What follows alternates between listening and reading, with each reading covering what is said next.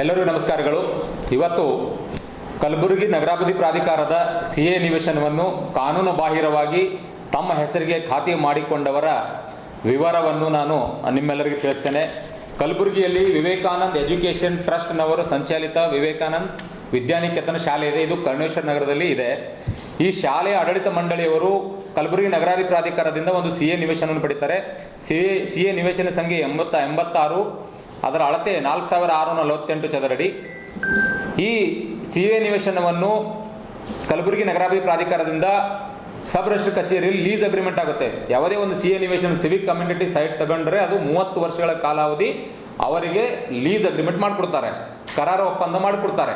ಆ ಕರಾರು ಒಪ್ಪಂದ ಅಂದರೆ ಇವರು ಅದರ ಮಾಲೀಕರಾಗೋದಿಲ್ಲ, ಲೀಸ್ ಪಡೆದಿರ್ತಾರೆ 30 ವರ್ಷಗಳ ಕಾಲ. ಅದಕ್ಕೆ ಏನು ನಿಗದಿತ ಬೆಲೆ ಇದೆ ಆ ನಿಗದಿತ ಬೆಲೆಯನ್ನು ಕೂಡ ಪಾವತಿಸಿರ್ತಾರೆ.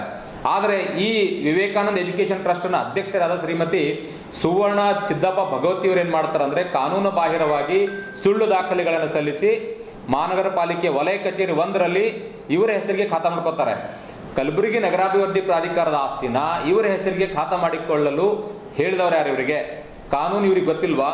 ಒಂದು ಪ್ರತಿಷ್ಠಿತ ಶಾಲೆ ಅಂತ ತಮ್ಮ ತಾವೇ ಜಂಬು ಕೊಚ್ಚಿಕೊಳ್ಳುವ ಇವರು ತಮ್ಮ ಶಾಲೆ ಆಗಿದೆ, ನಮ್ಮ ಶಾಲೆಗೆ IAS ಅಧಿಕಾರಿಗಳು ಬಂದಿದ್ದಾರೆ, KS ಅಧಿಕಾರಿಗಳು ಬಂದಿದ್ದಾರೆ, ಆಯುಕ್ತರು ಬಂದಿದ್ದಾರೆ, ಜಿಲ್ಲಾಧಿಕಾರಿಗಳು ಬಂದಿದ್ದಾರೆ ಅಂತ ಹೇಳ್ತೀರಾ. ಆದರೆ ಕಾನೂನನ್ನು ಪಾಲನೆ ಮಾಡಬೇಕಾಗಿದ್ದು ನಿಮ್ಮ ಕರ್ತವ್ಯ ಇದೆ. ಯಾಕಂದರೆ ನಿಮ್ಮಿಂದ ಸಾವಿರಾರು ವಿದ್ಯಾರ್ಥಿಗಳು ಓದ್ತಾ ಇದ್ದಾರೆ, ಅವರಿಗೂ ಕೂಡ ಒಂದು ಶಿಕ್ಷಣ ಕೊಡ್ತಾ ಇದ್ದೀರಿ. ಆದರೆ ನೀವು ಕಾನೂನನ್ನು ಪಾಲನೆ ಮಾಡೋದು ಮೊದಲನೇದಾಗಿ ನೀವು ಕನ್ನಡ ಶಾಲೆಗಾಗಿ ಒಂದು CA ಸೈಟ್ನ ತಗೊಂಡಿದ್ದೀರಿ, ಆದರೆ ಆಂಗ್ಲ ಮಾಧ್ಯಮ ಶಾಲೆ ನಡೆಸ್ತಾ ಇದ್ದೀರಿ. ಮತ್ತು ಅಲ್ಲಿ ವೈಲೇಷನ್ ಕೂಡ ನಿಮ್ಮ ಬಿಲ್ಡಿಂಗ್ ಆಗಿದೆ ಅಂತ ನಗರಾಭಿವೃದ್ಧಿ ಪ್ರಾಧಿಕಾರದ ಅಧಿಕಾರಿಗಳು ಹೇಳಿದ್ದಾರೆ. ಅದರ ಮೇಲೆ ಆ್ಯಕ್ಷನ್ ಕೂಡ ಕಲಬುರಗಿ ನಗರಾಭಿವೃದ್ಧಿ ಪ್ರಾಧಿಕಾರ ಇಲ್ಲಿವರೆಗೆ ತೆಗೆದುಕೊಂಡಿಲ್ಲ. ಮೀಟಿಂಗಲ್ಲಿ ಇಟ್ಟಿದ್ದೀನಿ ಅಂತ ಹೇಳ್ತಾರೆ, ಯಾವುದೇ ಆ್ಯಕ್ಷನ್ ಅವ್ರ ಮೇಲೆ ತೆಗೆದುಕೊಂಡಿಲ್ಲ. ಆದರೆ ಈಗಾಗಲೇ ನಾನು ಕಲಬುರಗಿ ನಗರಾಭಿವೃದ್ಧಿ ಪ್ರಾಧಿಕಾರದ ಆಯುಕ್ತರಿಗೆ ನಾನು ದೂರನ್ನು ಕೊಟ್ಟಿದ್ದೇನೆ. ಈ ಸಿಎ ನಿವೇಶನ ನಿಮ್ಮ GDA ಆಸ್ತಿ ಆಗಿದ್ದು, ಈ ಶ್ರೀಮತಿ ಸುವರ್ಣ ಸಿದ್ದಪ್ಪ ಭಗವತಿಯವರು ಅಕ್ರಮವಾಗಿ ಖಾತೆಯನ್ನು ಅವರ ಹೆಸರಿಗೆ ಮಾಡಿಕೊಂಡಿದ್ದಾರೆ. ಅವರ ಮೇಲೆ ಕ್ರಿಮಿನಲ್ ಮೊಕದ್ದಮೆ ದಾಖಲಿಸಿ ಈ ಸಿಎ ನಿವೇಶನವನ್ನು ರದ್ದುಪಡಿಸಬೇಕು ಅಂತ ನಾನು ಈಗಾಗಲೇ ದೂರನ್ನು ಕೊಟ್ಟಿದ್ದೀನಿ. ಅದಕ್ಕೆ ಕಲಬುರಗಿ ನಗರಾಭಿವೃದ್ಧಿ ಪ್ರಾಧಿಕಾರದ ಆಯುಕ್ತರು ಮಹಾನಗರ ಪಾಲಿಕೆ ಆಯುಕ್ತರಿಗೆ ಪತ್ರನ ಬರೆದಿದ್ದಾರೆ.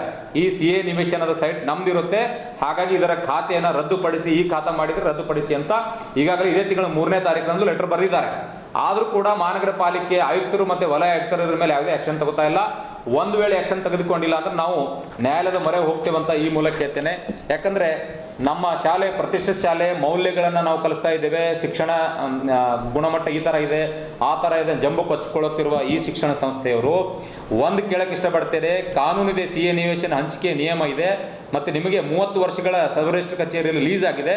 ಲೀಸ್ ಆಗಿದ ಶಾಲೆಯ ಕಟ್ಟಡವನ್ನು ನಿಮ್ಮ ಹೆಸರಿಗೆ ನಿವೇಶನವನ್ನು ಮಾಡಿಕೊಂಡಿದ್ದು ಯಾವ ನಿಯಮ ಸರ್? ಇದು ಯಾವ ಸರಿ ಇದೆ ಅಂತ ನಾನು ಕೇಳಕ್ಕೆ ಇಷ್ಟಪಡ್ತೇನೆ.